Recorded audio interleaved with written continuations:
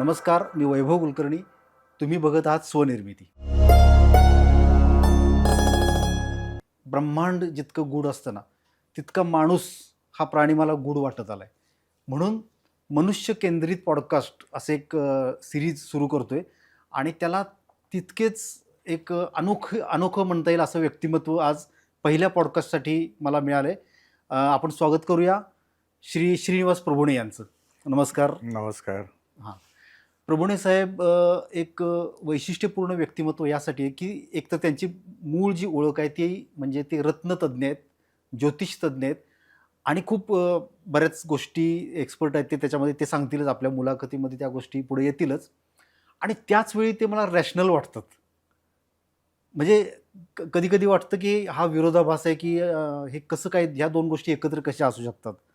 तर ते मला त्यांच्याकडून जाणून घ्यायचं आहे. त्यांच्या व्यक्तिमत्त्वाचा तो जो भाग आहे, तो उलगडण्याचा आज आपण प्रयत्न करणार आहोत. आणि गमतीचा भाग असा, की त्यांचं प्रभुणे डायमंड्स अँड स्टोन्स नावाचं एक दुकान आहे चिंचवड पुणे इथं. तिथं त्याने एक फोटो लावला आहे. त्यांचा स्वतःचा फोटो आहे आणि त्याच्याखाली आता जनरली समजा माझा फोटो असेल, तर मी काय लिहीन खाली? लेखक, दिग्दर्शक, फिल्म मेकर असं काहीतरी किंवा माझं शिक्षणाबद्दल लिहीन. त्यांनी स्वभावाबद्दल लिहिलं आहे. अलिप्त स्वभाव, स्वतःच्या विचारावर ठाम आणि अजून बरोबर ना? जो फोटो आहे त्याच्या खाली लिहिलेलं आहे, मी तटस्थ, अलिप्त, हां. स्वमताशी ठाम आणि बरोबर. स्वतःबाबत कठोर. येस. तर हे सर हे जे आलेले आहेत, हे अनुभवाने आलेले आहेत गोष्टी. ओके. आणि ते सकारात्मक म्हणून मी नव्हते लिहिलेलं. हं. ते एक नकारात्मक म्हणून मी लिहिलं होतं की बाबा बरं. तटस्थ आहे, खूप अलिप्त आहे, स्वमताशी ठाम आहे आणि स्वतःबद्दल कठोर आहे. म्हणजे इतरांना इशारा देण्यासाठी लिहिलं होतं? इशारा देण्यासाठी नाहीये, की बाबा तुम्ही माझ्यासमोर जो व्यक्ती बसलेला आहे, हं. तर त्याने डायरेक्ट मुद्द्यावर यावं बरोबर. असं आहे. कारण की त्याची माहिती काढण्यामध्ये मला माझ्याकडे जास्त वेळ नव्हता कोणाकडेच, ओके. म्हणजे असं माहिती नव्हता. तर मी त्याला सांगायचो की बाबा हे बघ, तुझ्या आधी भरपूर क्लायंट आलेले, तुझ्यानंतर एक क्लायंट येणार आहे. बरोबर. माझा तुझ्या कामावर खूप फोकस असणार आहे. बरोबर. बरोबर आहे. हं. पण मला थोडं तटस्थ नजरेने पाहायचं आहे. नाण्याची एक बाजू जे तुम्हाला माहीत आहे, हं. ते तुम्ही मला व्यवस्थित सगळी डिटेलिंगमध्ये सांगा. महत्त्वाचं आहे डिटेल. बरोबर. असं हां. तर समजा समोरच्याकडनं मी ज्यावेळेला सगळी माहिती जाणून घ्यायची, हं. घेण्याचा प्रयत्न केला मी. घेतल्यानंतर मी त्याची समस्या काय आहे पहिलं ते फाइंड करायचा प्रयत्न करतो. ओके. ओके. मला त्या त्याच्या प्रश्नावर यायचं आहे. मग तो प्रश्न विचारतोच मी आता थेट, की 80% तरी लोक मला वाटतं असं येत असतील, की ते काहीतरी प्रॉब्लेम घेऊन येतात. म्हणजे काहीतरी प्रॉब्लेम आहे. एक 10-20% लोक असतील, की मला आत्ता जिथं मी आहे त्याच्या पुढं काहीतरी जायचं आहे. त्याच्यासाठी मला मार्गदर्शन करा किंवा वगैरे. प्रॉब्लेम नेमका असतो माणसाला कशापासनं? म्हणजे ग्रहताऱ्यांपासनं का पितरांपासनं का भुताखेतांपासनं का वास्तूपासून कशापासून नेमका प्रॉब्लेम असतो माणसाला? नाही, मी सर्वांना सांगतो, की बाबा प्रॉब्लेम येणे इतपत पहिलं आपण सक्षम आहोत का? प्रॉब्लेम येण्यात पण. हां, आपण सक्षम आहोत का? बरं. जनरली आपण संसारी माणसं आहे. हं. आपण कुठेतरी जॉब करणार, घर घेणार, गाडी घेणार, मुलांना चांगले शिकवणार, चांगल्या कंपनीत काम करणार किंवा चांगला बिझनेस करणार. ओके. बरोबर. तर मी लोकांना सांगतो, की बाबा जसा देश सुधारला आहे आर्थिकदृष्ट्या, तसं महाराष्ट्र राज्य सुधारलं आहे. तसं पुणे जिल्हा सुधारला आहे, तसं पिंपरी चिंचवड सुधारलं आहे. त्याच्यानंतर आपली आर्थिक परिस्थिती चांगली झाली. बरोबर. ओके. तर तुम्ही असं का समजता, की बाबा कुठला देवाचा त्रास आहे का, ग्रहांचा त्रास आहे का, वास्तूचा त्रास आहे? हं. भल्या-भल्या लोकांना देवाचा त्रास होत नाहीये, ग्रहांचा अच्छा. त्रास होत नाहीये, वास्तूचा त्रास होत नाहीये. बरं. बरोबर आहे. हां. तो जो त्रास असतो, की तो कुठल्या क्षेत्रात आहे, हां. त्याच्यावर त्याचं उत्पन्न आणि सुख-दुःख अवलंबून असतात. बरं. उत्पन्नावर सुविधा तो विकत घेतो. सुख-दुःख त्याला किती जाणून घेतात किंवा त्याला किती इग्नोर करतात त्याच्यावर अवलंबून असतं. अच्छा. तर मी ज्यावेळेला विचार सुरू केला, की खरंच देव त्रास देतो का? तर मला नाही वाटत, की मी इतका सक्षम आहे, की बाबा देवाने येऊन मला त्रास द्यावा. एवढं अखंड माया त्याची आहे, अखंड त्याचे त्याचे कितीतरी अवकाश असतील, कितीतरी पृथ्वी असतील, कितीतरी त्याच्याकडे सगळी ताकद आहे हो. म्हणजे बरोबर. मनुष्य प्राणी काय, म्हणजे जल, स्थल, पाषाण, अग्नी, वायू सगळं त्याच्याकडे ताकद आहे. आणि असं काय आहे की माझ्याकडे की तेव्हा त्या गोष्टी घेऊन तो मला त्रास त्रास द्यायला येईल देईल. म्हणून. तर मला तो काय पटत नव्हतं. त्याच्यामुळं मी लोकांना सांगायचो की पक्क देव त्रास देत नाही सर. हां. ग्रह तर पक्का त्रास देत नाहीये. नाही देत. ग्रह किती अंतरावर आहेत सर? खूप लांब अंतरावर आहेत. त्यांचा आपल्यावर काही परिणाम होत नाही. परिणाम होतो. अच्छा, पण पण त्रास तुम्ही त्रास देणे इतपत नका पकडू. हां, ते हां. बॅलन्स करतात सर्व गोष्टी. Okay, okay, okay. तर तुम्ही सकारात्मक पहा. बरं. हां. तर ग्रह त्रास देत नाही. त्याच्यानंतर वास्तू. हं. मुळातच जगातला एक एक इंच जागा जी आहे ना, ते रक्ताच्या थेंबाने म्हणजे रक्ताने माखलेली आहे. आणि बरोबर. त्याच्यामध्ये तुमची गरज आलेली आहे. हो. कोणी ना कोणीतरी त्याग केलेला आहे त्याच्यामध्ये. मग तो देशासाठी केला असेल किंवा स्वसंरक्षणासाठी केला असेल किंवा कुठल्यातरी ह्याच्यासाठी केलेला आहे आणि बरोबर. रक्त वाहिलेलं आहे. आणि त्याच्यामध्ये तुम्ही जर मूळ कारणं जर पाहिले ना सर, की एक तर आहे महत्वाकांक्षा, अहंकार, हं. दुसरी गोष्ट आहे प्रॉपर्टी, त्याच्यानंतर आहे मालमत्ता, स्थावर, जंगी दोन्ही आले. त्याच्यानंतर आपलं धर्म किंवा आपला ब्लडचा प्रसार किंवा आपला ह्याचा प्रसार हेच कारण आहेत. बरोबर. तर तुम्ही एवढ्या मोठ्या विषयाला एकदम तुमच्याशी जोडून नका पाहू सर. ओके, तुमची समस्या काय आहे ती मला सांगा पहिली. ओके. पण म्हणजे मग अजून मला याचं उत्तर मिळालं, की नेमकं कोण देतं त्रास? मग ह्या सगळ्या गोष्टींचा त्रास होत नाही. तर समस्या येते कुठनं सर मग? आता मी ज्यावेळेला घरी होतो तर मला घरच्यांचा त्रास व्हायचा. सकाळी लवकर उठ, लवकर अच्छा. अंघोळ कर, थंड पाण्याने अंघोळ कर. घरातली माणसं त्रास हीच देतात. घरातलीच माणसं त्रास द्यायचे सर. हेच नाश्ता केला पाहिजे किंवा हाच जेवण केलं पाहिजे किंवा हेच खाल्लं पाहिजे, हेच कपडे घातले पाहिजे. ते केस असे इथपर्यंत कापले पाहिजेत त्या पहिल्या नाही का हां, अशा हां, हां. ह्यानी. तर मला तर पहिला घरच्यांचा त्रास वाटायचा पहिली गोष्ट. मला तर काही देवाचा त्रास नाही वाटला. बरं. अच्छा. तर त्याच्यानंतर मी जेव्हा शाळा, कॉलेजमध्ये जायला लागलो तर शाळेमध्ये आहे ना 80% मुलं चांगले असतात. हं. 20% असे असतात ना, बरं. की त्यांना शिकायचं नसतं आणि कोणाला शिकूनही द्यायचं नसतं. अच्छा. त्यांना टपोरेगिरी करायची असते. आणि त्यांना एक अहंकार असतो. जो पुढे जाईल त्याचा पाय वडणे हां. किंवा त्याच्यावर चिखलफेक करणे, तर बदनामी बरोबर, करणे. बरोबर. त्याचं असे भरपूर गोष्टी ते 20% लोक करत असतात. हां, त्याचं खच्चीकरण करायचं कुठेतरी खच्चीकरण ॲडिकल असलं. करायचं आणि त्याच्यामध्ये अपराधीपणाची भावना आणि न्यूनगंड आणायचं. त्यात बरोबर. परत स्थानिक बाहेरचा वाद तो तयार करायचा. इव्हन सर मला आहे ना, शिक्षक सुद्धा त्यावेळेला असे होते, की पुस्तक हातात घेऊन वाचून सांगायचे मला. तर वाचत तर आम्ही घरी आम्हाला तर वडील सांगायचे, की चालता चालता वाच आणि मोठ्याने वाच. हं. आमचे शिक्षक सुद्धा चालता चालता वाचत होते आणि मोठ्याने वाचत होते. पण अच्छा. ते काय शिकवत होते ते आम्हाला कळलं नाही. तर मला असं वाटतं, की बऱ्यापैकी शाळेत असताना शिक्षकांचा त्रास झाला. 20%चं 80% चांगले होते. बरं. 80% चांगलेच होते. विद्यार्थी सुद्धा 80% चांगलेच होते बरोबर. हां. की जे खेळामध्ये सपोर्ट्स करायचे, बाकीच्या गोष्टींमध्ये आहे. पण 20% जे असतात ना लोकं, आपलं लक्ष त्यांच्याकडे जातं. बरं. आणि ते सुद्धा लक्ष आपल्याकडे वेधून घेतात. त्यांना ना कुठल्या पद्धतीची स्पॉटलाईट स्वतःकडे हवी असते. हं. मग ते विषय काय असतात ते आता चेष्टा, मस्करी येते असं करून, टिंगल, टवाळी हं. या गोष्टी. तर मला तोच त्रास जास्त वाटला. अच्छा. नाही मला देवाचा त्रास मग नाही ह्या वाटला. त्रासापासून तुम्ही मग ह्या दिशेनं कसं वळलात, की चला स्टोन्स वगैरे ठीक आहे, आता त्याच मुद्द्याकडे येऊया, म्हणजे ज्याच्यामध्ये तुम्ही तज्ञ आहात. ज्योतिषशास्त्र म्हणलं की ग्रह तारे आपण त्याला असं एक लॉजिक लावतो, की भरती ओहोटी येते ना, अमावस्या पौर्णिमेच्या ह्याच्याप्रमाणे, तर त्याच्याप्रमाणे माणसाच्या शरीरात 70% पाणी आहे आणि त्याच्यामुळे त्याच्यावरही परिणाम होतो. जनरली असं आहे. स्टोन्सचा किंवा डायमंड्स आणि जेम्सचा आणि आपला काय संबंध, म्हणजे काय परिणाम होतो येतो, त्याचा? येतो. त्या मुद्द्यावर जरा माझ्यापासून थोडा लांब आहे अजून. अच्छा, अजून लांब आहे का? बरं, हां, बरं. तर मी सॉरी. पहिल्यांदा तुम्हाला पहिलं ते ठीक. सांगतो, की बाबा ज्यावेळेला प्राथमिक शिक्षण झालं, हां. तिथंही तीच समस्या होती 20% लोकांची. बरं. जेव्हा माध्यमिक शिक्षण झालं, त्यावेळेला तीच समस्या होती. ओके. ज्यावेळेला कुठे चांगल्या ठिकाणी ॲडमिशन घ्यायचं, तर माझा भाऊ पाहायचा, की तिथं गुंड कोण आहेत, हां. दादागिरी कोणाची, कॉलेजमधले जे लोकं निवडणूक लढवतात वगैरे निवडणुका ते, वगैरे. हां. याच्यामध्ये तर याचं वाया जाणार वेळ. ओह!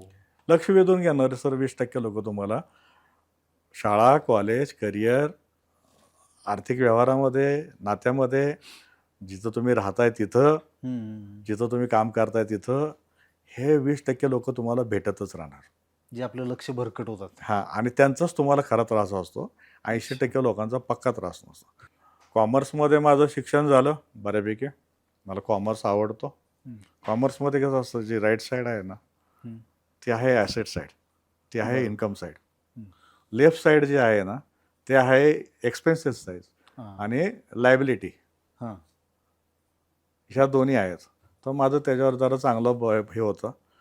त्याच्यानंतर मी गेलो की आपले पैसे सरकार काय घेतं त्यासाठी टॅक्सेशन शिकलो. हां. टॅक्सेशनसाठी जितका पैसा कमवायचा आहे त्यासाठी मॅनेजमेंट पाहिजे म्हणून मॅनेजमेंटचा अभ्यास घेतला करून.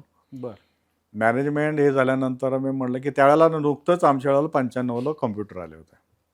बरोबर. विंडोज 95 वगैरे, किंवा आम्ही ज्यावेळेला 386 होतं त्यावेळेला आम्ही कॉम्प्युटर घेतला पहिला. मला वाटतं त्यावेळेला हे होतं का डॉस असेल ना? हा, डॉसच होतं. विंडोजच्या आधीचा हो, काळ. डॉस हां. होतं. आणि C++, डॉस, त्याच्यानंतर Pro. ओरॅकल, फॉक्स प्रो वगैरे असे. बरोबर. तर त्यावेळेला मी 3 लोकांकडनं कॉम्प्युटरबद्दल ऐकलं होतं. हां. एक तर तो यश चोप्रा यांचा जो त्रिशूळ पिक्चरमध्ये तो शशी कपूर म्हणतो कॉम्प्युटर राखेला. हां. हां. त्याच्यानंतर राजीव गांधींकडनं ऐकलं होतं कॉम्प्युटर. बरोबर. आणि ज्या वेळेला हे वर सोडलं होतं यान त्यावेळेला एक कॉम्प्युटर हां. अमेरिकेकडनं ऐकलं होतं, न्यूजमध्ये, BBC मध्ये. ओके. तर म्हटलं कॉम्प्युटर उद्याच जर कॉम्प्युटरचंच युग दिसतंय, मग आपण पहिला कॉम्प्युटर घ्यावा. अच्छा. सर त्यावेळेला कॉम्प्युटरच्या ज्या किमती होत्या त्या पुण्याच्या त्या फ्लॅटच्या किमती होत्या. अरे बापरे. हां, 1 लाख रुपयाला कॉम्प्युटर, 1 लाख रुपयाला फ्लॅट. फ्लॅट. हो. प्राधिकरणात वगैरे मिळत होते तसे. बर. म्हाडामध्ये, हुडकोमध्ये मिळत होते. अच्छा. मग कॉम्प्युटर घेतल्यानंतर मग मी NIITमध्ये RDBMS केलं, कॉम्प्युटर PLSQL मध्ये घेतला केलं. तुम्ही? हो, बर. RDBMS केलं, PLSQL केलं. हम्म. सगळं केल्यानंतर माझं जॉबही चालूच होतं त्यावेळेला. आणि जॉबमध्ये लोकांचं कसं असतं की एका साहेबांबरोबर काम करायचं, एका डिपार्टमेंटला काम करायचं, एकच काम करायचं आणि ती जागा आपली फिक्स करायची. अच्छा. असं मी जवळजवळ 80% लोकांचं पाहिलं सर. ओके. म्हटलं असं का लोक वागतात? आपण इथं आलो कशासाठी? पैसे कमवायला. हां. हां. त्यात देतोय का आपण? श्रम आणि नॉलेज, बरोबर. बाकी काहीच नाही. हो. महत्वाचं आहे तुम्ही इथनं पैसे किती कमवताय, त्यांना महत्व द्या ना. तुम्ही दुसऱ्याच गोष्टीला महत्व देताय. तुमचा विकली ऑफ कुठला पाहिजे, हां. तुमचं साहेब कोण पाहिजे, तुमचं डिपार्टमेंट कुठलं पाहिजे. आणि मी मित्रांमध्ये बोलायचो की बाबा हे असं का, हम्म. तर ते मला म्हणायचे सेफर साईड नेहमी पाहिजे असते हां. श्रीनिवास. आपण जितकं सेफर असाल ना तितकं चांगलं. बरोबर. तर मला वाटतं सेफरमध्ये तुम्ही पैसे नाही कमवू शकत सर, रिस्कमध्येच पैसे कमवू शकता. अच्छा. हां, ज्या रिस्क है वह पैसा है सर. रिस्क है तो इश्क है असा एक डायलॉग होता त्या एका मला तर सीरीजमध्ये. इश्क करायला संकोच येतं आणि नाही, भीती वाटायची. हात थरथर कापायचे, पाय थरथर कापायचे. मुलींसमोर बोलायचं म्हटलं तरी मला भीती वाटायची. मला वाटतं पैसा आणि तुमचं दिसणं हम्म. आणि तुमच्यातली एखादी कला हम्म. ती तुम्हाला प्रेमाकडे ओढू शकते. बर. त्यावेळेला माझ्याकडे पैसाही नव्हता, दिसणंही नव्हतं आणि कलाही नव्हती. त्या प्रश्नाचं उत्तर येणार आहे का मी परत प्रश्न विचारू का? सर त्या प्रश्नाचं उत्तर देण्यापूर्वी अजून एक सांगतो की मला वाटलं की लोकांचं जाऊ दे, पहिलं आपलं पहिलं जाणून घ्या अच्छा. काय आहे ते. बरं, म्हणजे आता त्यावेळेला इथंपर्यंत तुमच्या करतो की तुमच्या मते ग्रह तारे देव बिव वास्तू काही त्रास देत नाही. हा 80% माणसं पण त्रास देत वयाच्या नाही. 60व्या वर्षी माझं हेच मत आहे, जे माझं 20व्या वर्षी होतं ते. ओके. 80% माणसं सुद्धा त्रास देत नाहीत, 20% 20% देतात. देतात. आणि मग समस्या त्याच्यातनं उद्भवतात. येस सर, त्यातनं आणि बरं. आपल्यातली निगेटिव्हिटी. हा, ते कदाचित जास्त मेजर हा, पार्ट ते असेल ना? निगेटिव्हिटी आणि आपल्या अपेक्षा. अपेक्षा.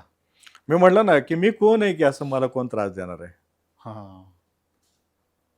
आपल्याला कोण कोणीतरी- त्रास देऊ शकतो तुम्हाला? भारत पाकिस्तान तुमच्यापर्यंत पोहोचू शकतो की एखादा नागरिक? कोण तुमच्या बाजूला बॉम्ब लावणार आहे? मला युक्तिवाद करायला आवडते, चर्चा करायला आवडते. हम्म. आणि त्याच्या ह्याच्यातनं बरेचसे प्रश्न सुटतात सर. सुटतात. मग तरी पण स्टोन्स आणि डायमंड्स किंवा जेम्स. स्टोनचं अजून मी तुम्हाला सांगतो की त्याच्यानंतर मग मी ज्यावेळेला ॲस्ट्रॉलॉजीचं शिकायला घेतलं. हम्म. सर मी मदा भट यांच्याकडनं मी पत्रिका, कुंडली आणि त्याचं कारकतत्व बरं. आणि त्याची भावफलितं ही माहिती करून घेतली पहिले. अच्छा. त्याच्यानंतर पंचांगशास्त्राचं मी करंदीकर डोंबिवलीला राहायचे ते त्यांच्याकडनं पंचांग शिकून घेतलं मी. बरं. कारण की बरेचसे दोष आहेत ते पंचांगमध्येच आहेत ओके. आणि दुसरे दोष आहेत ते कुंडलीमध्ये आहेत. अच्छा. त्यामुळे पहिले दोषवाले पकडू म्हणलं आपण पहिलं. तर पंचांगच्या दोषावर तुमची ग्रह शांती, त्याच्यानंतर करण योग शांती, हां. बरोबर, तिथी शांती, हे सगळे बरोबर. पंचांगावरून आलेल्या गोष्टी आहेत. हो. हां, म्हणजे तुमचा चतुर्दशीचा जन्म आहे, अमावस्याचा जन्म आहे, शांती करा.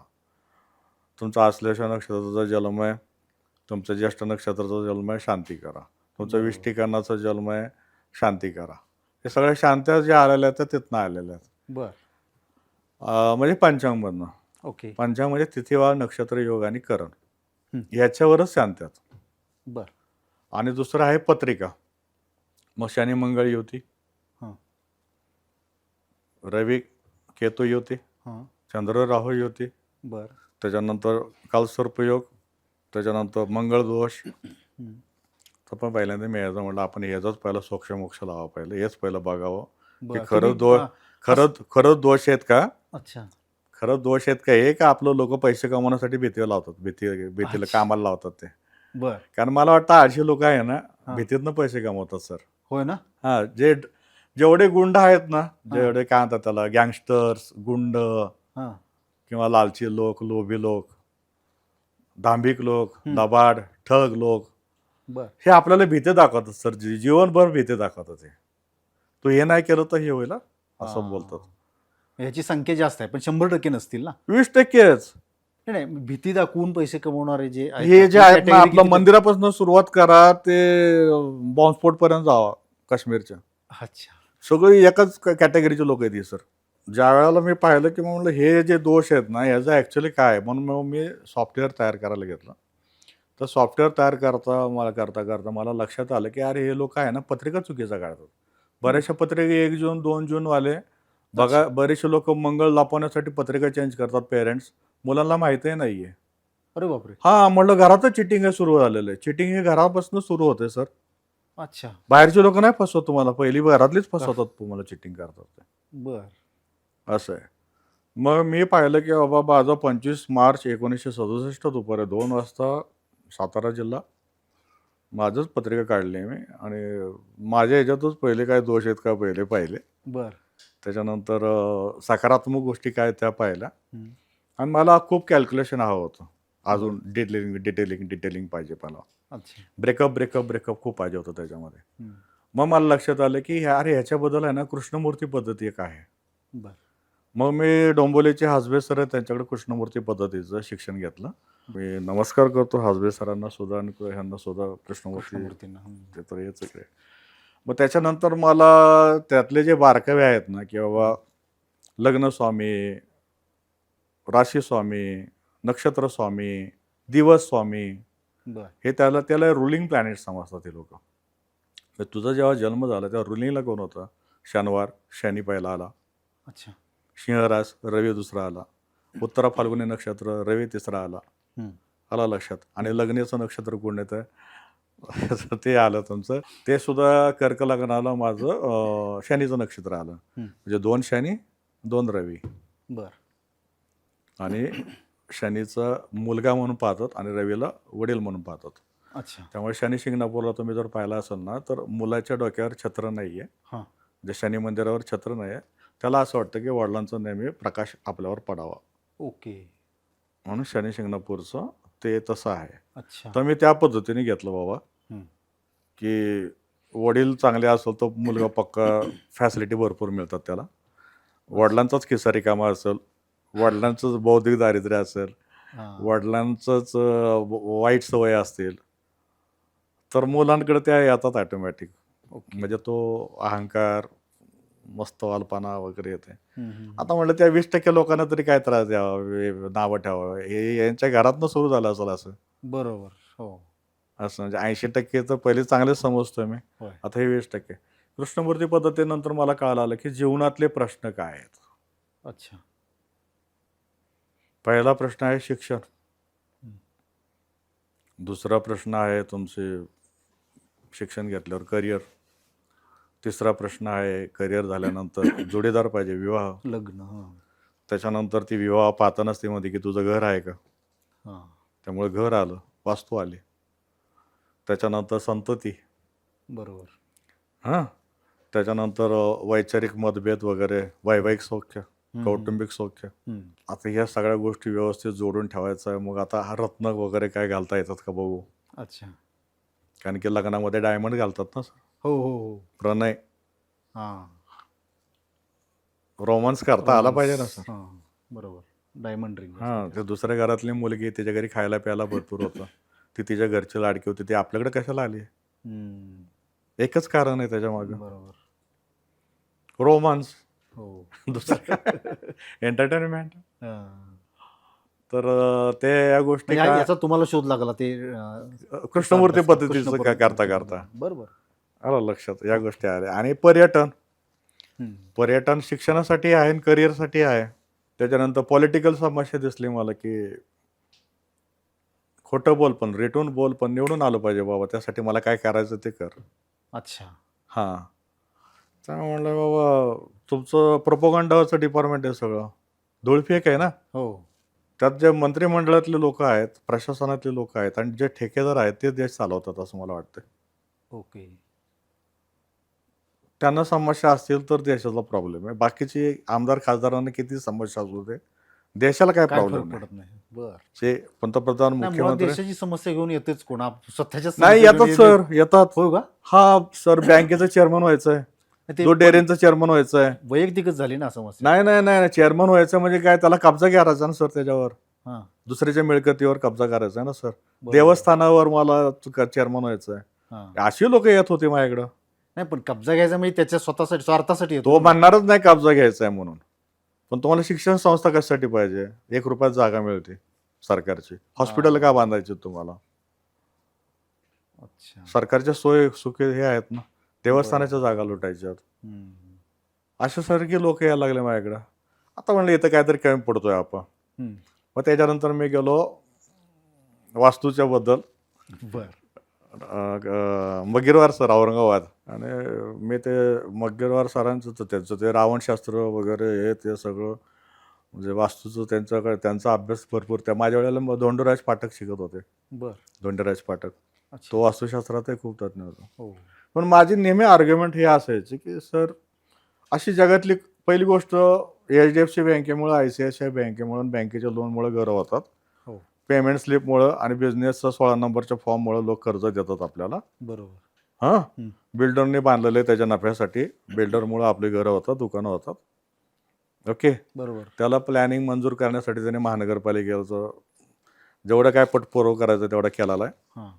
बरोबर आहे. आणि तुमचं ओनरशिप ॲक्टनुसार आपले ॲग्रीमेंट होतं तर आपल्याकडे ताबा मिळतो. बरोबर. सर ह्याच्यामध्ये परत कुठं आलं ग्रहांचं, कुठं आलं देवाचं, कुठं आलं वास्तूचं? मी त्याचीच वाट बघतोय. अजून कसं काही येत नाही हां, मी म्हटलं सर इथं वास्तूचा प्रॉब्लेम नाहीये. नाही सर घर घ्यायला खूप अडचणी येतात. अहो घर घ्यायला अडचणी येतं मॅडम, तुमचं इन्कम प्रूफ पाहिजे ना तसा. अच्छा तुमचं बजेट आहे कमी आणि तुमच्या अपेक्षा आहे जास्त. जास्त, तर त्याला कुठेतरी जवळीक आणा ना. तर बरोबर. त्याला आपण म्हणतो की तडजोड, तडजोड. हां. कुठेतरी तडजोड करा ना. बरोबर. सगळंच तुमच्या मनासारखं कसं काय होणार? अगदी. हां. आणि तडजोड करायला वाटाघाटी लागतील सर. बरोबर. तर तुम्ही बिल्डरशी वाटाघाटी करा, बँकेशी वाटाघाटी करा, तर तुमचं घर होईल ना. बरोबर. सर आम्हाला भीती वाटते वाटाघाटी करायचीच. वाटाघाटी कौशल्य शिका, त्याची पुस्तकं आपोआप चौकात मिळतात. हे तुमच्याकडे समस्या घेऊन आलेल्या लोकांना तुम्ही हे गाईड करा. हा बरं. तरी मला पैसे द्यायचे लोक. सर मला तुम्हाला भेटल्यानंतर खूप आवडलं, तुमची आल्यानंतर खूप पॉझिटिव्हिटी वाटली बर. आणि तुम्ही मला कुठली शांती पूजा करायला नाही सांगितले. आणि सर माझं काम झालं, माझं घर झालं, हे घर बघायला या. परत लोकांचं परत इथंच, सर कुठल्या दिशेला काय ठेवावं? अरे म्हटलं कम्फर्ट झोन पाहायचा असतो बाबा, हां. किशन आग्नी यालाच पाहिजे का? तर सूर्य इतका तडपतोय, घामाघूम करतोय आपल्याला पूर्ण. हां. तो कुठे असू दे आग्नी, तो पेटवणारच आहे तो. भाकरी चांगली होणारच आहे. अच्छा. आलं लक्षात. कुठे असू दे पाणी. पहिली गोष्ट म्हटलं लोक टँकरने पाणी भरायचे सर, टंपास घेऊन जायचे. नळाला पाणी यायला, हापशाला पाणी यायला किती वर्ष लागले. आता घरात पाणी आले तर तुम्ही समस्या काढली की पाणी कुठल्या बाजूला टॅप पाहिजे ते. असं असतंय काय? टॉयलेटला आपण पहिलं महानगरपालिकेच्या, नगरपालिकेच्या ह्याच्यात जायचं किंवा ओपनवर टॉयलेटला असायचे. घरात हे नव्हतंच. नव्हतंच. मोदींमुळेच आता घराघरात टॉयलेट झाले. आता तुम्ही तिथे दोष पाहताय. तुम्हाला असं का, तुम्हाला चांगलं का नाही शोध वाटत? दोषच का शोधायचे तुम्हाला? मला हे नाही कळत. तुम्हाला दोष का शोधायचे? तुम्ही सकारात्मक का नाही होत? हा, माणूस असं थोडा हां, मग ते निगेटिव्ह मला झाला की म्हणायचे की सर तुमचा तरी धंदा कसा चालणार? अरे म्हणलं मी ह्याच्यासाठी थोडाच धंदा केला त्या. मी खूप चांगला कन्सल्टंट आहे म्हटलं.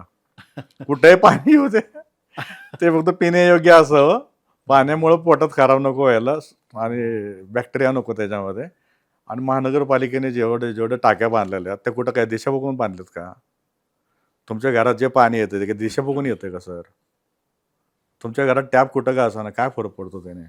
तुमचा फ्रीज कुठं, आता टॅपमधलं पाणी तुम्ही कसं भरणार? बाटल्यांमध्ये, बरोबर. हांड्यामध्ये, डेऱ्यामध्ये, हां. फ्रीजमध्ये. आणि ते कोण पाहणार ईशान्य कोपरा? सर तुम्ही असं काहीतरी खूळ मनात घेता ना, त्याच्यामुळे तुमच्या घरी प्रॉब्लेम आहेत. तुम्ही खूळच घेऊ नका ना, तुम्ही भ्रमिष्ठच होऊ नका ना. मग ते झाल्यानंतर सर, मग एवढेच प्रॉब्लेम येतात त्यावेळेला काय कारण काय त्याच्यामागं? हं. मग मी हाताकडे वळालो. ऑलरेडी लहानपणापासून मी ते पुस्तक हो. वाचत होतो किरोचे वगैरे. बरं, बरं. तर हाताचं मी त्यासाठी बघालो की कुठेही गेलं तर थंब घेतात आपलं. बँकेत अकाउंट उघडताना सुद्धा थंब घेतात. अच्छा. हां. हं. आणि डोळ्याचं हे का, आता तर तुमचे प्रत्येकाने आधार कार्ड आधार काढले, कार्डला ते. डोळ्याचं पाहिलं त्याने, बरोबर. बँकेचं येतं, पासपोर्टला सुद्धा डोळे पाहतात, हे हो. पाहतात. हो. म्हटलं आपल्या शरीरामध्ये युनिक काय आहे? तर या दोनच गोष्टी आहेत. हे तुम्ही किती साली विचार केला? सर माझं 97 आलं होतं त्यावेळेला. म्हणजे आधार कार्ड वगैरे त्यावेळेला काही विषय नव्हता. नव्हता, पण पॅन कार्ड होतं ना सर. पण त्यावेळेला असं थंब इम्प्रेशन किंवा डोळ्यांचं मीच स्कॅनिंग. पहिल्यांदा थंब इम्प्रेशन, त्यावेळेला स्कॅनर आला होता ना मार्केटमध्ये. ओके. स्कॅनर आला होता ना. अच्छा. बरं मला कसं आहे, कामही करायचं ते चष्म्याचा नंबरही नाही वाढला पाहिजे, डोळ्याच्या खाली काळही नाही आलं पाहिजे. हां. वयानुसार येतं ती गोष्ट वेगळी, पण त्या वयात तर पक्क नको होतं मला. बरोबर. आणि डोक्यावरची केस कमी नाही व्हायला पाहिजे. हं. लोकांकडनं पैसे कमवायचे आहेत आपल्याला, पण आपलं म्हातारपण नाही आलं पाहिजे. अरे बापरे! तारेवरची कसरत आहे ही. तारेवरची कसरत नाही, याच्यामध्ये काय म्हणतात त्याला, सावधपणा नाही, बरोबर. असं आहे. आणि मग मी स्कॅनर आणले विकत. बरं. त्यावेळेला स्कॅनरने ते एनलार्ज करायचो हात. हं. मग जे जे त्यांनी सांगितलेत, बोटावरचे ठसे, उंचवटे, रेषा, रेषामध्ये जसे केस कसे तुटतात, बाजूबाजूला असतात तसे आहेत का, बरं. अशा सगळ्या गोष्टी पाहायला लागलो. आणि त्याचं जे लिखाण आहे ना, हां. ते मी प्रचंड केलं सर कॉम्प्युटरवर. ओके. बरं. पत्रिकेचं, ग्रहांचं कारकतत्व. हं. सर ज्या वेळेला मी कॉम्प्युटरवर पत्रिका सुरू केली ना, त्यावेळेला लोक मला म्हणायचे हाताने लिहिलेले पाहिजे. मी लोकांना सांगायचो तुमच्या 100 रुपयासाठी कोण मान खराब करणार, कोण कंबर खराब करणार, कोण डोळे खराब करणार. बरोबर. एक काम करा, माझ्याकडनं एक पानी पत्रिका घेऊन जावा आणि जे पत्रिका करतात त्यांना ते द्या, हं. ते तुम्हाला पुस्तक लिहून बनवून दे. देतील ते. अच्छा. अशी सुरुवात केली मी पहिल्यांदा. आणि मला हा विषय आवडायला लागला होता, कारण की मी स्वतःला जाणून घेत होतो ना यातनं. हां, हां, हां. ग्रेट. माझा अजून क्लायंटचा काही संबंध नव्हता. क्लायंट येत होते माझ्याकडं, बरं. पण पैसे घेऊन येत होते. हं. त्याच्यामुळे माझ्या ओळखी वाढत होत्या. आणि थोडा पुण्यातला असल्यामुळं पहिले पैसे घ्या आणि मग काम करा. ही पद्धत ठेवली होती. हां. तर पहिले पैसे घ्यायचो मी हां. आणि मग काम करायचं. लोक द्यायचे पैसे मला सर. वाह! हां. एवढं जे लोक, स्पष्ट बोलून सुद्धा. हां त्या हां, स्पष्ट बोलल्यामुळेच. काय माहिती, हां. जो स्वभाव माझ्या घरच्यांना आवडत नव्हता तो लोकांना आवडायला लागला. आवडायला लागला. बरोबर. असं आहे. घरच्यांना, मुख्य आमच्या दादांना माझा स्वभाव जरा खटकायचा. अच्छा. कारण की मी त्यांना नेहमी म्हणायचो की सर तुम्ही, दादा एवढं तुम्ही देवाचं काय करता हो? हं. खूप करता. आता तुमच्यामुळे जेवायला उशीर होतो, सकाळी लवकर उठायचं असतं, बाकीच्या गोष्टी कामं असतात हो. तुम्ही काय करता, 20-25 लोकांना जमा करता, हां. ते गुरुवारची आरती करता, हां. त्याच्यानंतर त्या आईला किती ताप पडतो, चहा सगळ्यांना करून द्या, हं. त्यानंतर बहिणीला ताप होतो, ते कब्बाशा विसळा, बरोबर. आणि रात्री त्यानंतर जेवण, रात्री 10:30-11ला जेवण होतं. लोक हं. जातात एवढे, आणि कशाला करता एवढं. तर ते मला म्हणायचे तुझं आयुष्य तू तुझ्याप्रमाणे जग, माझं आयुष्य मला माझ्याप्रमाणे जगू दे. बर. दादा म्हणजे वडील ना? हो. हां. आमच्या वडिलांचं एक खूप चांगलं होतं. हं. चर्चा खूप करायचे चांगले. अच्छा. सगळ्या गोष्टीवर चर्चा करायची. ओके. म्हणजे मी म्हणेन तसंच घरात चालेल असं नव्हतं. नाही, नाही. त्यातनं काय निष्पन्न हो अथवा न हो. बर. असं 30 वर्षानंतर सुद्धा मी बायकोशी 2-2, 3-3 तास टेरेसवर ना मुलीचा, ना व्यवसायाचा, ना कुटुंबाचा, काही नाही. फक्त तिचा आणि माझाच विषय आम्ही 3-3 तास आत्ता बोलू शकतो. क्या बात आहे. हं. वा. एवढं प्रेम आहे. क्या बात. एवढं प्रेम मला शब्दामध्ये मांडता येतं. ग्रेट ग्रेट खरंच. पुढचा प्रश्न सर. पुढचा प्रश्न म्हणजे त्याच प्रश्नाचं अजून मला उत्तर मिळालेलं नाही, की अजून आपण रत्नांपर्यंत पोहोचलोच नाही. सर पहिल्यांदा मी आतापर्यंत पोहोचलो. हाताच्या रेषा वगैरे, नंतर हां. हाताची बोटं. कुठलं बोट म्हणजे उलट कुठल्या एक सांगू, सॉरी मी हां, इंटरप्ट करू. मला क्युरिओसिटी वाढली आहे, की तुम्ही सगळ्या गोष्टींमध्ये प्रॉब्लेम नाहीच म्हणत आलाय हां, आणि तरी प्रभूने डायमंड्स अँड स्टोन्स एवढ्या लोकांचा विश्वास आणि ते चालतंय दुकान, तुम्ही ते देता, लोकांना कन्सल्ट करता. मला पण कधी-कधी तुम्ही हां, स्टोन्सबद्दल सांगता. हां, तर हे आता अजून आलं नाही म्हणजे तुमच्या बोलण्यात. हां. सर येतंय त्याच्या पुढं. अच्छा. मी आता हस्तरेषा शिकलो होतो. वास्तुशास्त्र, संख्याशास्त्र झालं माझं मध्ये. हं. मी म्हटलं चायनीजमध्ये जॅपनीज लोकं यांच्या संख्या कुठे आहेत? बरं. काय देवनागरीमध्ये संख्या आहेत, इंग्लिशमध्ये संख्या आहेत. हां. पण अशा काही भाषा आहेत की त्यांच्याकडे संख्या कुठे आहे? मग काय संख्याशास्त्र वापरता? परत त्यात त्यांचं ते मन्नशास्त्र आलं होतं तिकडचं आहे. ते आता माझ्या लक्षात नाही आहे. ते सुद्धा शिकलो मी सर. बरं. हाताचं ज्यावेळेला मी झालं त्यावेळेला मी पाहिलं की बाबा आता माझी सिंहरास आहे हं. आणि उत्तर फाल्गुनी नक्षत्र आहे. त्यामुळे मी 10वी झाल्यावरच मी माणिक घातला होता. ते बरं. सुद्धा काय माझ्या भाऊजींच्या हातामध्ये खडा होता, बहिणीच्या मिस्टरांच्या हातामध्ये. हं. पण तो डाळिंबी कलर होता. अच्छा. तर म्हटलं डाळिंबी कलर विचारलं मी मार्केटमध्ये कितीला, तर ते 10-20 रुपयाला खडा होता त्यावेळेला. बरं. आता 100-200 रुपयाला असेल. हां. आता 2026ला. बरं.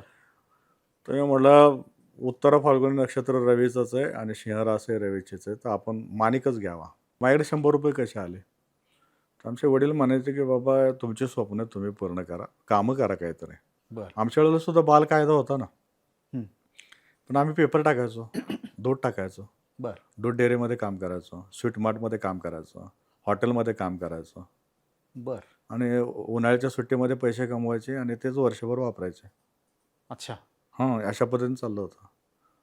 तर हे पैसे कमवण्याची जी सवय मला वाटतं 12-13 वर्षापासून लागली मला. बेळ्याच्या गाडीवर काम करणं. होय. हां, 12-13 वर्षापासून पैसे कमवायची सवय लागली बरं. आणि लवकर पैसे कमवल्यामुळं हं. हं, मला दबाव नव्हता सर एवढा. अच्छा. कुणाचा दबाव नव्हता. ही मांडणी तुमची आता तुम्ही जे सांगताय ना, तुमच्या ठिकाणी दुसरं कोण असतं तर त्यांनी उलट सांगितलं असतं. मी खूप गरिबीत दिवस काढले. मला लहान वयात काम करावं लागलं. तुम्ही सांगताना तुम्ही उलट पद्धतीने सांगताय, की मग मी लवकर दबावमुक्त झालो. हो, प्रायव्हसी मिळाली सर. मित्रांबरोबर फिरायला मिळालं वाह! आणि त्याच्यानंतर बाबासाहेब पुरंदरेंची माझी भेट झाली होती. तर त्यांच्याबरोबर काही किल्ले पाहिले. बरं. अच्छा. तो एक काय म्हणतात त्याला ऋषितुल्य व्यक्तिमत्व. हो. सर तुम्हाला सांगू, त्यांचं खाणं जे होतं ना, हां. आशा भोसलेंच्या घरी आज गेल्या त्या आशा भोसले. हो. त्यांच्या घरी सुद्धा ते राहत होते ना, हां. मुंबईला गेल्यानंतर. हं. तर त्यांचं खाणं होतं मूग डाळ, खिचडी, बरं. शेंगदाणे, हं. भिजवलेले कडधान्य. आलं लक्षात? हं. आणि दूध पिऊन झोपणं. बरं. सर 100 वर्षापर्यंत जगले ते. जगले. शेवटच्या क्षणापर्यंत मेमरी पण चांगली सगळं होती व्यवस्थित त्यांची. होतं. डोळे वगैरे सगळं होतं. सगळं हो. व्यवस्थित सगळं चालणं-बिलणं हो. असं आहे. तर मला त्यांनी सांगितलं की त्यावेळेला राजदंड म्हणून न्यूजपेपर यायचा. त्यावेळेला दांडेकरांचा तो न्यूजपेपर होता. त्यांच्यामुळे मला त्यांची भेट झाली होती. राजदंडामध्ये त्यांची जशी तुम्ही आता माझी मुलाखत घेताय, हां, हां. तशी राजदंडामध्ये बाबासाहेब पुरंदरेंची पुरंदरेंची. मुलाखत दांडेकर घेत होते. बरं. त्यावेळेला मला तिथं बोलवलं होतं आणि माझ्या मित्रामुळं मी गेलो होतो तिथं. हं. तर गेलो मी पाहिल्यानंतर मी इम्प्रेसच झालो एकदम, की काय म्हणतात त्याला शिवाजी महाराज, हां. बाबासाहेब पुरंदरे हां. एवढे किल्ले पाहतात आणि ते कॅम्प भरवतात. हां. मुलांनाही नेतात ते. तर मी पहिलं म्हटलं आपलं पहिला नंबर लावावा. काय खर्च असेल ते करू आपण, ते काय असेल ते. खर्च नसायचा काय त्यांच्यावर. ओके. त्यांचे फक्त स्वच्छता मोहीम वगैरे चालायची आणि ते शिवचरित्राबद्दल आम्हाला सांगायचं. बरं, बरं, बरं. त्यावेळेलाच ठरवलं मी पुरंदर ते आग्रा आपण करणार बर. By 2 wheeler. अच्छा. महाराजांनी घोड्यावर केलं सर. हो, रस्त्याने काय खाल्लं असेल, काय पिलं असेल, खरंय. हां? किती दिवस चालणार? आणि त्यावेळेला फक्त भाकरी आम्ही ह्याच्यात बांधायचो असं वगैरे ते सांगायचं. हो. थोडं विषयांतर होतंय, हम्म. पण आता ठीक आहे बाबासाहेब पुरंदरेंचा मी तो मोह नाही टाळू शकलो. टाळता आलं नाही पण असं आहे. तर ते ज्यावेळेला मी हाताचा अभ्यास सुरू केला त्यावेळेलाच मी रत्नांचा अभ्यासाला सुरू केला. आणि त्यावेळेला मी GII जेमॉलॉजिकल इन्स्टिट्यूट ऑफ इंडिया म्हणून बर. तिथं मी ॲडमिशन घेतलं. हो. त्यावेळेला पुण्याच्याच पंजीकर जयश्री पंजीकर मॅडम शिकवल्या होत्या. अच्छा. त्यावेळेला शिकायला जी मुलं होती ती सगळे गुजराती, मारवाडी, मुस्लिम आणि सगळे हिंदी भाषिक लोक होते बऱ्यापैकी. बर. माझं मराठी होतं हम्म. आणि अभ्यासक्रम पूर्ण इंग्लिशमध्ये. बर. आपलं ग्रॅज्युएशन आपलं कॉमर्स सुद्धा मराठीमध्ये झालेलं. अच्छा. बोलायचा खूप प्रॉब्लेम, बर.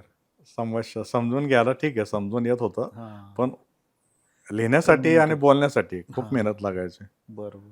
तर मी खूप पुढं करायचो समजून घेण्यासाठी. अच्छा. ओळख करून घेतली मी सगळ्या रत्नांची. अच्छा. 84 रत्नांची ओळख करून घेतली. हम्म. मला पत्तर कळायला लागला, कुठल्या पत्तरचं कटिंग कसं व्हायला लागलं ते कळायला लागलं. बर. कुठल्या पत्तरचं हार्डनेस किती, हम्म. कठीणपणा, टणकपणा ते कळायला लागलं.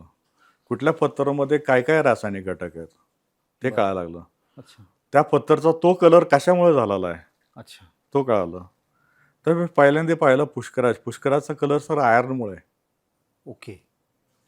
आयर्न काय करतं आपलं ब्लडमध्ये हम्म. वाहकतेचं काम करतं. बर. ऑक्सिजनमुळं ब्लड सगळीकडे सर्क्युलेट होतं ओके. आणि तुमच्या शरीरातलं आयर्न कमी झालं की तुमचं हेमोग्लोबिन कमी झालं, तुमचं ते खाली येतो बघा. हो हो हो. आणि पुष्कराज घातलेल्यांच्या लोकांचे तोंड टवटवीत एकदम दिसायचे मला, एकदम गुलगुलीत गाल वगैरे, व्यापारी लोक वगैरे येते. हां. मी पहिला पुष्कराजवरच विश्वास ठेवला. अच्छा.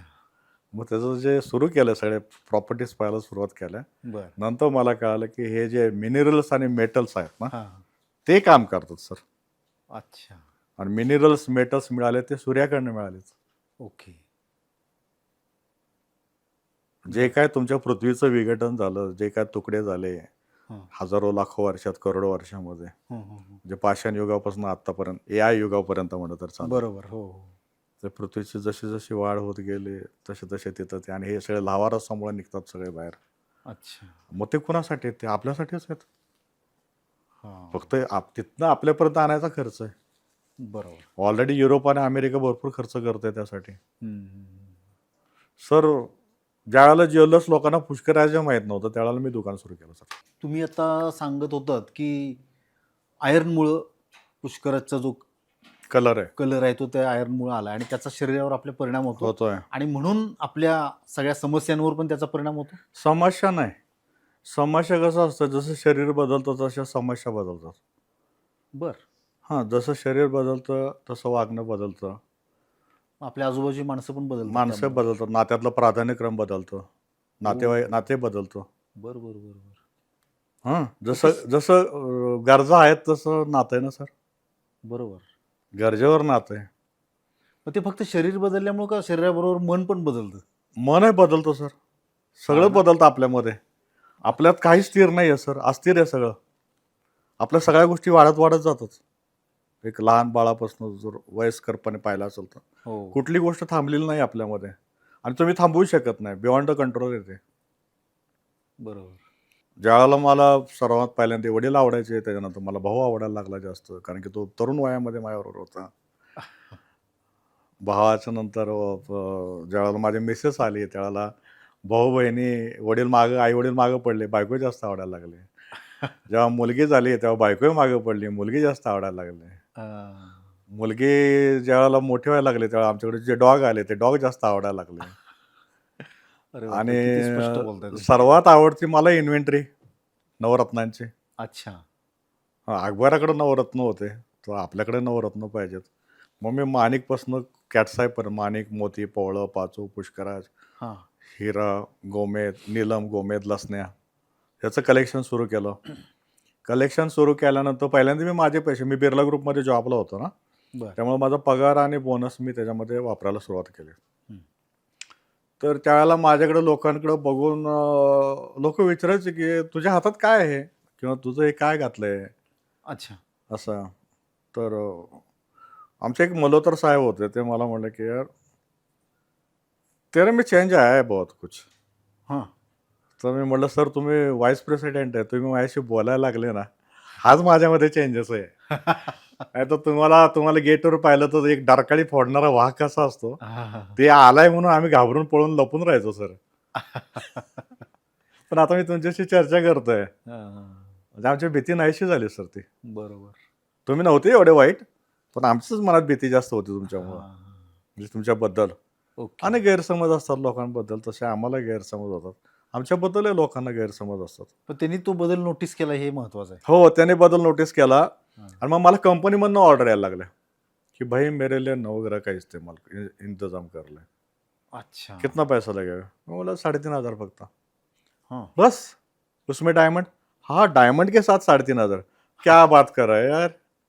मैं दुकान में गया था, उधर जो कीमत है वो सुन के मैं वापस आ गया. तू अच्छा. सच्चा देगा क्या? हां. म्हटलं मिलिंद मराठे, मी, हं. पद्मिनी गाडगे आम्ही तिघं एकाच ठिकाणी शिकलेलो आहे. हं.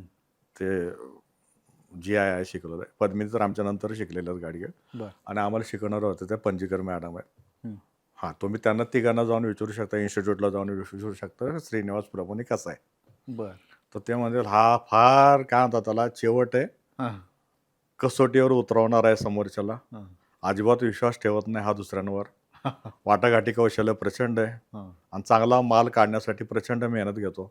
बर. ह्याच्याकडे वेटिंग टाईम भरपूर आहे. की याच्याकडे पेशन्स खूप आहेत, हां. कारण तुमच्याकडनं चांगला माल काढणं सोपं नाही आहे. बरोबर. कचरा तर कोणी विकतंय बाहेर, आम्ही त्याला कचरा म्हणतो. कंकर, अच्छा. दगड, बर. दगड तुम्ही 80% लोक दगडच विकत घेतात सर. कारण की चांगली माणसं पटकन भेटणं सोपं नाही ना, मेहनत लागते. मला कळालं ना की या ज्या लोकांकडनं मी शिकलोय त्यांना हुडकण्यासाठी मला किती मेहनत लागली ते. हं. ते शिकवणारे तर आपले चिंचवड गावातही होते, पिंपरी चिंचवडमध्ये होते. त्यांच्याकडे का नाही शिकायला गेलोय मी? हां. कोण शिकवणार, कोण तज्ज्ञ आहे, कोण पंडित आहे, कोण जिज्ञासू आहे आणि कोण मला सहन करेल? अच्छा. मला सहन करणारा पहिला पाहिजे होता मला. हां. सहन करणारा म्हणजे काय की माझे प्रश्न खूप असतात बरोबर. आणि मी चर्चा खूप करतो. पकवतो तुम्हाला सर मी, बर. असं आहे.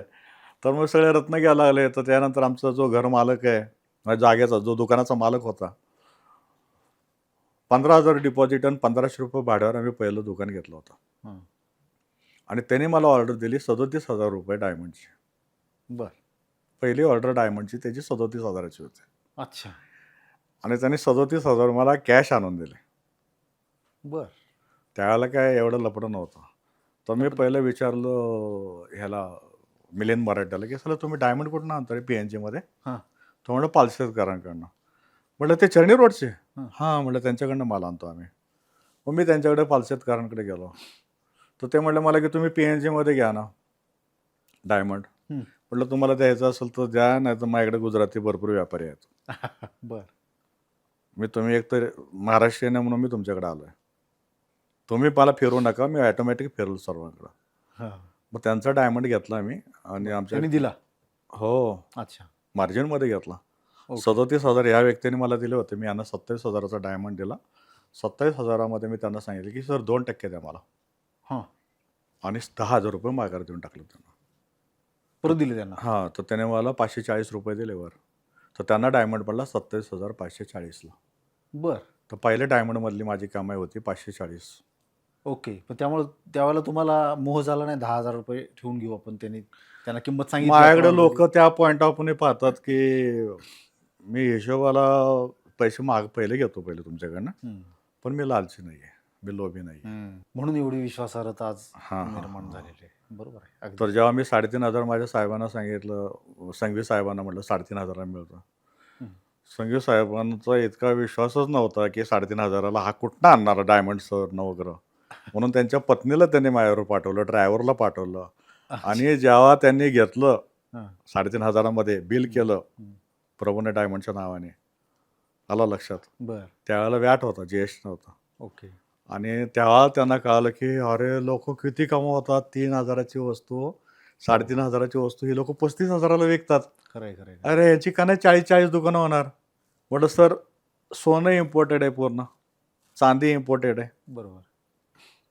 आलं लक्षात. रत्न पूर्ण इम्पोर्टेड आहेत, भारतात काढूनच देत नाहीत. हम्म. बरोबर आहे. गोवावाल्यांनी माती विकून विकून विकून आता त्यांचं मिनरल्स आहे नाही का. आता तुम्ही तुमची चीनची खासियत काय ऐकता तुम्ही की यांच्याकडे काय आहे, हा ते जे आहे ना चिप्स, हा हा हा. त्याचं मटेरियल यांनी गोव्यातनं उचललंय सर. अख्खं गोव्यातले डोंगर संपवले चीननी, गोव्यातल्या सरकारने सगळे माती विकली आपली. बर. त्यावेळेला मी गोव्याला माल विकत होतो सर. अच्छा. कारण की मी पाहिलं क्लायंट कुठे आहेत. पिंपरी चिंचवड पुण्यामध्ये तर क्लायंट नव्हते. परदेशी क्लायंट जयपूरला मिळणार, गोव्याला मिळणार, केरळला मिळणार. अच्छा. त्यामुळे मी परदेशी क्लायंटला विकायला जायचो पहिला माल. ओके. बर. मग त्यावेळेला मी कन्सल्टन्सी चालू केली ना त्याच वेळेला. मग त्यावेळेला बोलायचो. तर मी त्यांना सांगायचो की हे नाही आहे, जो प्रॉब्लेम नाही काय तुमच्यामध्ये, फक्त तुमची ताकद वाढावी म्हणून तुम्ही रत्न घालायचं. बर. समस्या नाही चेंज होणार, माणसं नाही बदलणार. तुलना, असूया, मत्सर, ईर्ष्या, अहंकार या सगळ्या गोष्टी तशाच राहणार. लोभ हे तसाच राहणार आहे. फक्त तुम्ही तुमची ताकद वाढवा, म्हणजे त्याचा तुमच्यावर काय परिणाम नाही होणार. ओके. अशासाठी आणि ताकद वाढते त्याचं कारण तुम्ही सांगितलं की समजा मिनरल्स, मेटल्स आहे त्याच्यामध्ये. मेटल्स आहेत ते शरीराला स्पर्श केल्यामुळे मग आता तुम्ही सगळ्या ज्या गोष्टी पाहिलेल्या आहेत मेटलच्या वगैरे, आता ते कसं चेक करायचं ताकद वाढली का नाही ते. बर. तर त्यावेळेला मी सिकंदराबादमध्ये डॉक्टर मानेन मूर्ती म्हणून आहेत, त्यांनी त्यावेळेला नुकतंच हे चालू केलं होतं ऑरा मशीन. ओके. तर सिकंदराबादमध्ये कुठं जाता इतकं लांब, हैदराबादच्या पुढं. हैदराबादला मी मोती आणायला जायचो, पण सिकंदराबाद वगैरे कुठं जाता. म्हणून मी पुण्यातच आयुकामध्ये गेलो पहिला. बर. त्याच्यानंतर बालाजी तांब्यांकडे गेलो, त्यांच्याकडे ऑरा मशीन वगैरे आहेत. पण त्याच्यानंतर ते बॉडीचं स्क्रीनचं एवढा खर्च कोण करणार, सामान्य माणसं नाही खर्च करणार. बरोबर. आणि मला हे पाहिजे होतं ते, मला ज्यावेळेला रत्न खरेदी करायचे होत ना त्यावेळेला मला चेक करण्यासाठी पाहिजे होतं. बर. मग आम्ही तिकडनं घेऊन आलो. अच्छा. आणि त्यावेळेला माझ्या माहितीनुसार भारतात 3-4 फक्त त्या मशीन होत्या. पुण्यात हा, ते एवढं डॉक्टर सांगतो आर्यन की मी शुक्ला होते ना. डॉक्टर त्यांच्याकडे आर्यन होते, पण ते सर ते कुठल्या लेवलचे लोक होते, बरोबर. त्यांच्यापर्यंत मी कसं जाणार. हो. हे रिटायर झाले म्हणून भेटले. आता हे सुद्धा त्यांचं डॉक्टर मानेन मूर्तींचं तुम्ही प्रोफाईल पहा गुगलवर. मग आता- प्रभूने डायमंड श्रेयसची पाहायला सुरुवात केली, मग उत्तर प्रगती होत गेली. वा. मला ह्याच्यातनं एक गोष्ट कळली आता तुम्ही सांगितलेल्या ह्याच्यातनं की वैज्ञानिक संबंध ह्या रत्नांचा आणि आपला, बरोबर की नाही. म्हणजे आता समजा आपण सोन्याचे दागिने वापरतो, कानात टोचतो, नाकात टोचतात, बरोबर की नाही. सोन्याच्या ऐवजी दुसरं कुठलं मेटल असेल तर त्यानं त्रास होईल ना शरीराला, होतोच, होय की नाही. हा, ते लेडीज म्हणतात की बाबा माझ्या चिरगळला कान हा. किंवा रत्नाने हे साधं धातू घातलं तर बोटाला हे येतंय, सूज ओके. येते, बरोबर. म्हणजे काहीतरी परिणाम होतोय होतोय म्हणजे हे त्यांना. आपण मग ते त्या गोष्टी ज्यावेळेला पाहिलंय मी, त्यावेळेला मी रत्नांचं सुद्धा पाहिलं की ह्याचं पॉझिटिव्ह निगेटिव्ह काय आहे का. हा, ते तुम्ही हा, ऑरा स्कॅन ऑरा केला. स्कॅन. ओके. तर ऑरा स्कॅन मध्ये मी काही रत्न मला निगेटिव्ह वाटायचे, ते मी परचेस नव्हतं करत सर, आजही नाही करत. होय ना, तुम्ही चेक करून घेता ते. हा, मी पहिल्यांदा माझ्या लेवलवर ओके करणार, त्याशिवाय जाणार नाही. ह्याच्याबद्दल मला प्रश्न आहेत अजून बरेच, बोलता बोलता खूप तयार झालेत, पण पहिल्या प्रश्नाचं उत्तर क्लिअर झाल्यानंतर मी तिकडे वळीन. की मला एक गोष्ट कळली की तुम्ही याच्याकडे पदार्थ विज्ञान म्हणून बघता किंवा वैद्यकीय शास्त्राच्या अंगानं बघताय की आयर्न आहे तर ते शरीराला स्पर्श झाल्यानंतर काय होईल, मग आपलं आरोग्य, मग आपलं शरीर, मग मन, आणि त्याचा परिणाम इतरांवर. साधारण असाच फ्लो आहे, बरोबर ना. नाही म्हणजे तुम्ही जे खूप जे हा. मुद्दे मांडले ते तर्कशुद्ध आहेत की चला ह्या गोष्टींमुळे रत्न वापरावेत किंवा वापरल्यानंतर हा परिणाम होतो, हे अगदी पटण्यासारखं. हो, पण पण मला लोक मग ते रत्नांचा आणि ग्रहताऱ्यांचा संबंध असतो ना, म्हणजे हा खडा ह्या ग्रहाचा, ते काय आहे मग. सर ऋग्वेदामध्ये पहिल्यांदा नवग्रहाचं घेतलेलं आहे. बर. मी माझ्या घरी सर 59 वर्षामध्ये एकदा दोनदा पूजा केली असेल फक्त, बर. ते सुद्धा लग्नाच्या वेळेला.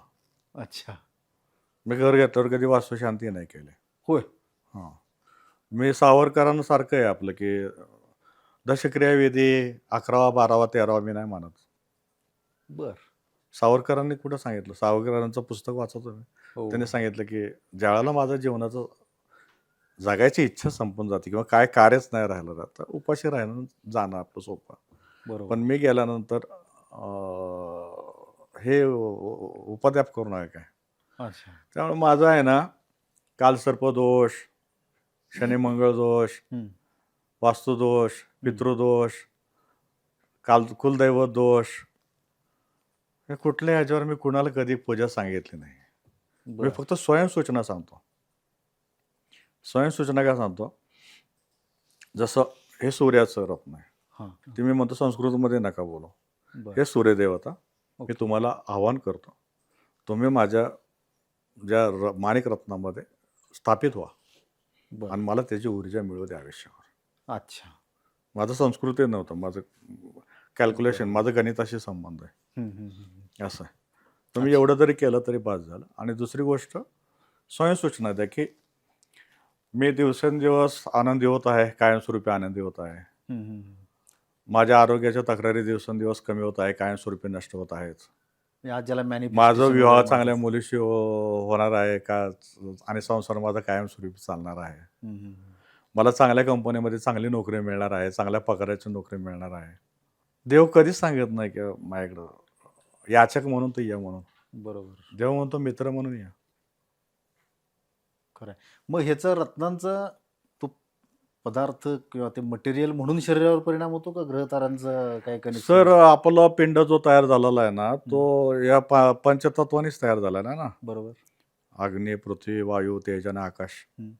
रत्नांमध्ये तेच आहे सर. जे पिंडात आहे तेच ब्रह्मांडात आहे, जे ब्रह्मांडात आहे तेच पिंडात आहे. बरोबर. दुसरं काय आहे तेव्हा, काय नाही. गहिरा विषय आहे. इथपर्यंत वा. आणि याच्यामध्ये इथपर्यंत संपून टाकावं. नाही नाही, आता पहिल्या प्रश्नाचं उत्तर आत्ता मला पूर्ण मिळालं आणि ते बरं झालं की एवढं सविस्तर बोललात, हा. कारण एका वाक्यात देण्यासारखं उत्तर नाहीये. हा आधी ते काय नाहीये हे समजून घेतलं तर मग जे उरतंय हा ते काय आहे असेल ते कळतं, ते हा, yes. त्याच्यातनं लक्षात आलं. ते खूप चांगलं झालं. आता तुम्ही बोलताना जे मनात प्रश्न तयार झालेत ना, ते मी 1 बाय 1 घेतो. पुढच्या एपिसोडला घ्यावेत आता. आपल्या ह्या सविस्तर चर्चेमध्ये एक गोष्ट लक्षात आली, जसं मी आता म्हणालो की रत्नांचा आपल्यावर, शरीरावरच नाही तर मनावर कसा परिणाम होतो, हा महत्त्वाचा प्रश्न होता. आता याच्याशी संबंधित अजून अनेक प्रश्न आहेत, पण मला वाटतं आपण याच्याबद्दल अजून एक पुढचा एपिसोड करू. आणि याच्यातनं मला असं एक लक्षात आलं की ऑरा स्कॅनिंगबद्दल तुम्ही आता बोललात, त्याचाही तुम्ही अभ्यास केला, तो पण खूप इंटरेस्टिंग आणि माझ्या जवळचा विषय आहे. मला वाटतं त्याच्याबद्दल पण एक वेगळा एपिसोड करावा लागणार आहे. येस सर, तर आपण ते करूया. आणि त्याच्यासाठी परत एवढाच वेळ तुम्ही आम्हाला द्यावा अशी मी तुम्हाला विनंती करतो. येस. आणि आज जी काही तुम्ही एवढी माहिती दिली आहे, तो खजाना आहे खरं तर. त्याच्यासाठी तुमचे खूप खूप धन्यवाद प्रभुणे साहेब, इथे आलात. Thank you sir. तुम्ही मला, ठीक आहे, जे आहे ते मी सांगितलं तुम्हाला. त्यात मग जे आहे ते अगदी स्पष्टपणे तुम्ही हो, सांगितलं, हे सांगितलं. सगळ्यात महत्त्वाचं आहे. नाहीतर बऱ्याचदा असं होतं की आपण म्हणजे व्यवसायाला समोर ठेवून काही गोष्टींची तडजोड करून गोष्टी सांगतो काही, तर तसं तुम्ही केलं नाहीत. पूर्ण पारदर्शकपणे सगळ्या गोष्टी सांगितल्या, हे खूप दुर्मिळ आहे. त्याच्यामुळे तुमचे परत विशेष आभार. तर मंडळी, धन्यवाद. भेटूया आता प्रभुणे सरांच्याच पुढच्या एपिसोडमध्ये. क्रमशः अजून खूप महत्त्वाच्या गोष्टी त्यांच्याकडनं ऐकायच्यात, तर जरूर त्यांच्याबरोबर आपण अजून एक पॉडकास्ट करू. अजून 2 तरी आपल्या निश्चितपणे आत्ता प्लॅन झालेले आहेत, माहीत नाही अजून किती वाढतील पुढं. तर तोपर्यंत स्वनिर्मिती हे चॅनल जर तुम्ही सबस्क्राईब केलं नसेल तर सबस्क्राईब करा. अजून खूप त्याच्यावर महत्त्वाच्या गोष्टी, महत्त्वाचे विषय घेऊन मी येणार आहे. धन्यवाद. लोकांना वरवरची माहिती हवी असते, थोडे जरा गॉसिप हवा असतं. हां. हे खूप सत्तेच्या जवळ जायला लागले, त्याच्यामुळं मी आलो ॲक्च्युली. आणि यांना खूप रिअलिस्टिक पाहिजे सगळ्या गोष्टी, असं सरांचं म्हणणं आहे. आणि मला ते खूप आवडलं. आणि मला खरं बोलायला आवडतं तुम्हा लोकांशी, सर्वांशी. जे माझ्याकडे इतके वर्ष येतात त्यांना सर्वांना माहीतच आहे माझा स्वभाव. पण तुम्हाला त्याचा काय फायदा होतोय का निश्चित घ्या. आणि स्वनिर्मितीला सबस्क्राईब करा, बेल बटन दाबा आणि जास्तीत जास्त लोकांपर्यंत पोचवा तो. आणि सर्वांच्या जिव्हाळ्याचा विषय आहे तो मी मांडतो आहे. आणि कृपया पैसे खर्च करू नका शांती पूजा त्याच्यासाठी. आणि तिरुपती बालाजीला गेल्यावर काय सोनं देणं काय दान करू नका, त्यांच्याकडे भरपूर आहे ऑलरेडी, आपल्याकडे कमी आहे, आपल्याकडे वाढलं पाहिजे, यासाठी लक्ष द्या. धन्यवाद. धन्यवाद.